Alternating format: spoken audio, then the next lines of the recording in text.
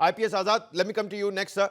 From 126 districts to barely a few today, the statistics have been, laid bare in front of the parliament today as well. What has been the single biggest game changer on the ground, according to you, sir? We're hearing about, words like strongholds uprooted, the shadow that was looming large on this red corridor is no more. Does that mean complete control? Or are there still pockets where state presence is fragile? What is the road ahead, according to you, sir? See, first, the real success has come because their military machine was hit very targeted very well and hit very well.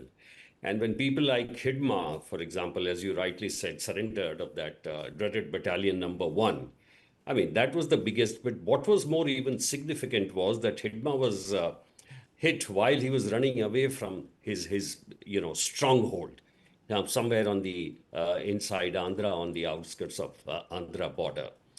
But, if the military machine gets decapitated, that is one part of the victory. I think the real victory really sounded near when their ideologue, one of the famous ideologues, Sonu, was captured, Yep. and when he surrendered in Andhra and in Hyderabad, and when he said, and he called out to the cadres and said that, yes, the ideology is now no longer relevant because the Maoists themselves, the cadres themselves, violated the canons which they had laid out by the ideologues. And what they could not do, the state has started filling in the role. So the most critical part of the movement has come when, after these operational victories, the holding of the territories started. And in the holding of the territories, both the, of course, the Cobras and the DRGs did a phenomenal job.